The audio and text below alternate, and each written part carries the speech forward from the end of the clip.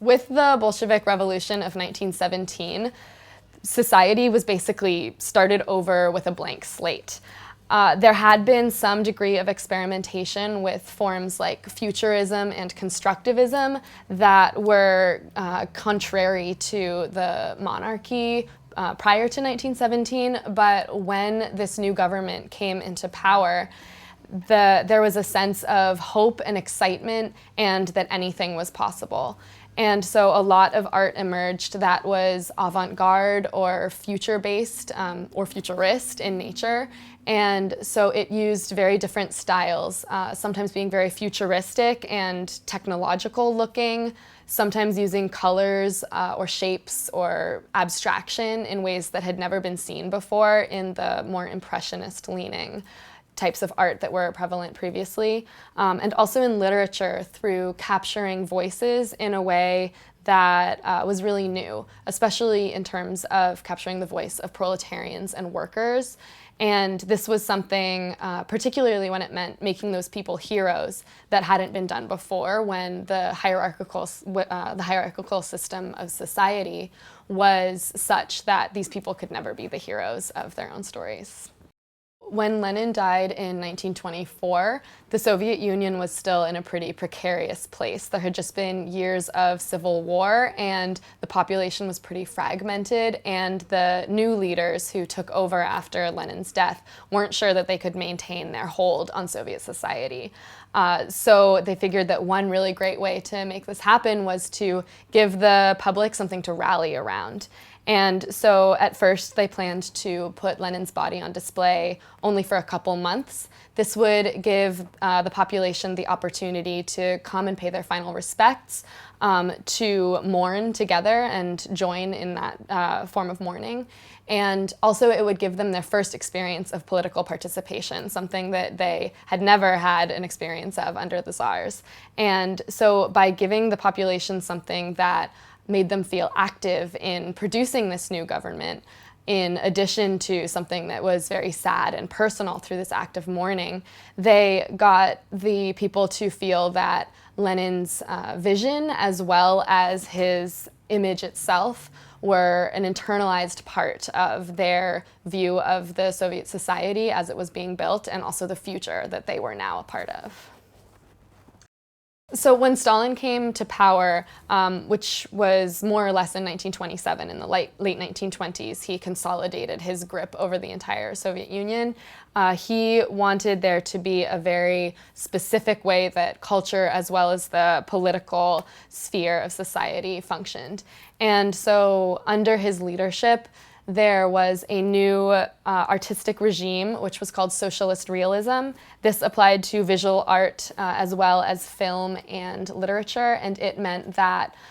all of these artistic forms were meant to promote as well as reflect the ideals of the new Soviet society.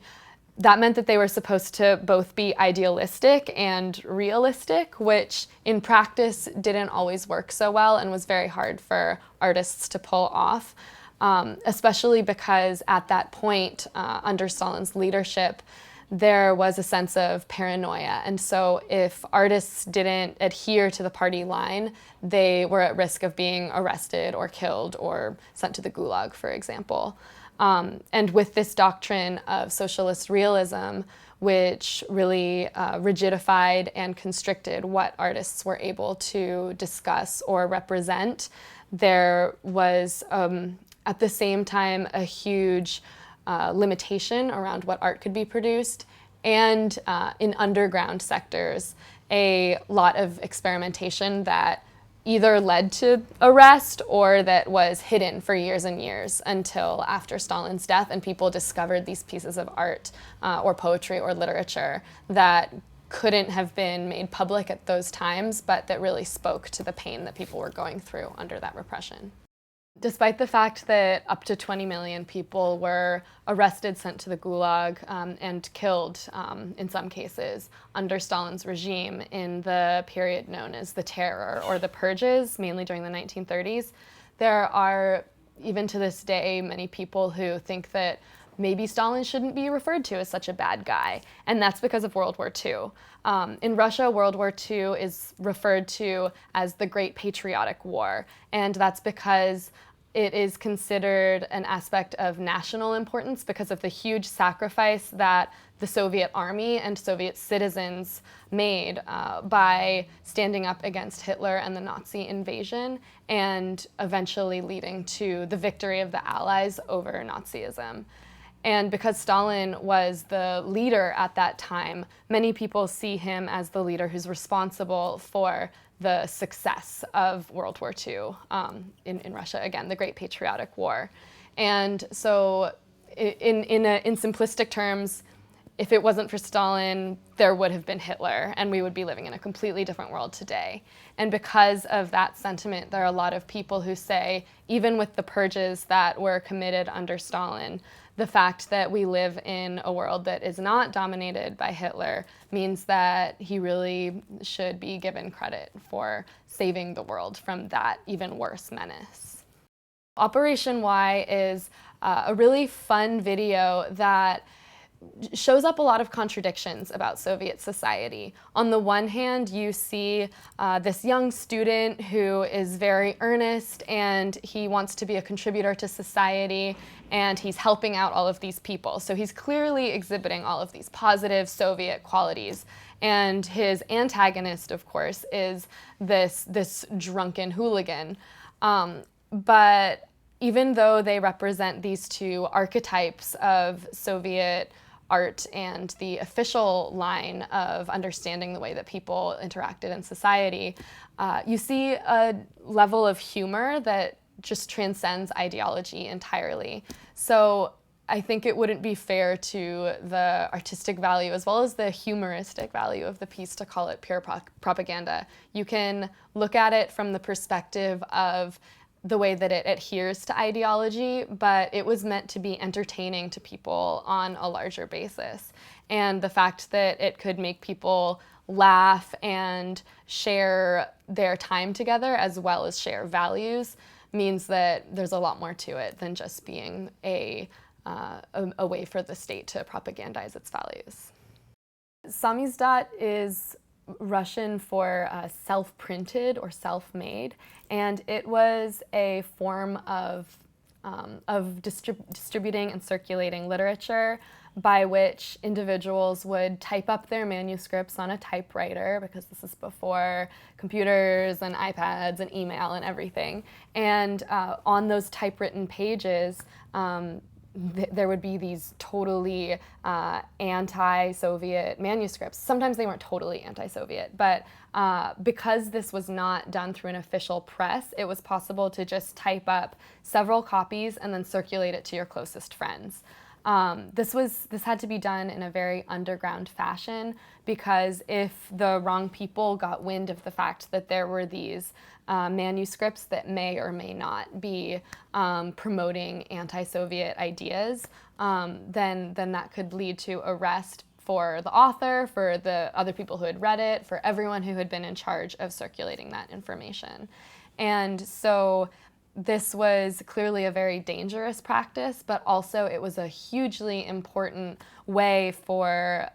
artists as well as just readers and consumers during the late 60s through the 80s to read literature, and to read literature that would introduce and evoke different ideas and questions that they would never get from official printing presses. And the fact that they did have that venue, even though it was an illegal venue, to share those ideas meant that they were able to develop some form of underground culture as well as a new way of looking at the world that they lived in, and that was part of what led to the reforms as well as the different modes of thinking that contributed to the fall of the Soviet Union in the late 80s. Putin has become an idol in Russia for many reasons, and as represented by many memes. For example, there is a statue made of chocolate, or a line of rugs, also a line of perfume and a line of vodka, and a lot of other things that are modeled in Putin's image. And this is, in one sense, a kind of propaganda, but it also shows that for Russians, having a leader who is very strong and who is committed to putting Russia back on an important level on the international stage is of key importance. Because Putin came to power in 2000, right on the heels of the 1990s, which were a time of extreme poverty and misery, he is seen as almost a savior for Russia. And a lot of Soviet or former Soviet citizens continue to see him that way today, particularly when there is a military operation or a representation of the West doing something awful, and Putin is able to step in and say that we're on the right track and we're on the correct side of this battle, whether that is a battle of cultural values or a political or actual military battle. This is a very interesting contrast to the view of Putin in the West, where he's basically portrayed as a total dictator who is extending his presidential term as long as possible in order to stay in power in Russia. I think that there is truth to both sides of this. If you only look at the propagandistic element of him being the savior of Russia from the Russian perspective, then you miss out on the ways that he really has cut a lot of corners in order to gain that degree of power. But from the Western perspective, if you only see him as a dictator, then you miss the fact that he really played a significant role in bringing Russia back from the brink of huge economic weakness and failure on many levels. And who knows what would have happened without him? Who knows what would be happening in Russia now if there had been a more democratic form of election in 2012? But his role cannot be understated, both from a propagandistic angle and also from the side of constituting the Russia that exists today. It's really not considered as important a value to have a sense of freedom of expression or freedom of speech in Russia. Officially, those are in the Constitution as rights that every citizen has, but citizens in Russia generally feel that they will put up with some degree of autocracy and some limitations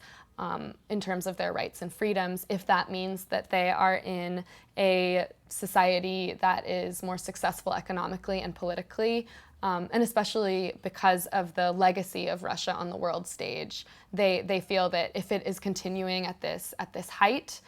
or if it regains the height that it had previous to the fall of the Soviet Union, that's more important than some of these rights. So in addition to seeing certain political values as more important than some of the rights and freedoms that Americans think are the most important thing in the world, there's also the fact that Americans think that these are the most important thing in the world.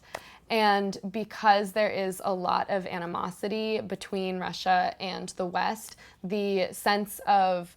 anything being a Western liberal value is often enough to make it be a negative value. And something that is seen as imposed by the West on other countries that often have a completely different perspective on the world, how culture should work, and what should be the most important things that people hold dear.